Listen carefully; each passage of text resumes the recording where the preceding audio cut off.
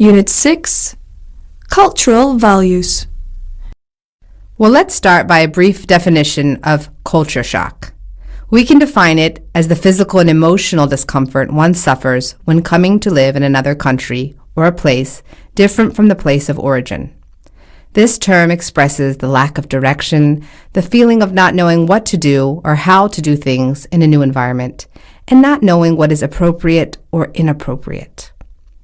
Living in a new country can be hard, but sometimes you just have to adjust to difficult situations.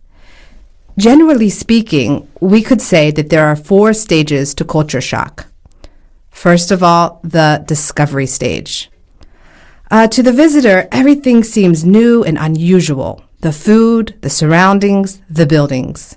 And it produces a feeling of excitement to be in the new environment, a desire to look around, to experiment, to explore the new culture. In this stage, the individual feels involved in some kind of fantastic adventure. The second stage is the rejection or resistance stage, when the newness wears off and the visitor sees the country from a different light, and often begins to criticize the country, the life, and the values of the people. This period of culture shock can be very difficult and lead the individual to reject or pull away from the new culture.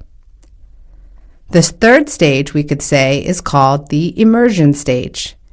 This is when the individual establishes a courageous connection with the new environment as he begins to realize that things are not so bad in the host culture. The things around him become more familiar.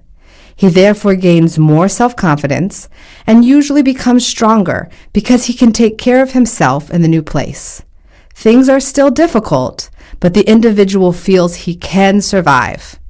And the final stage, we could say, is the adjustment or adaptation stage, when the individual adapts to conditions in the host country and becomes used to the new situation. He becomes more comfortable. He begins to feel at home and enjoy living in the foreign country. He feels very much at ease indeed.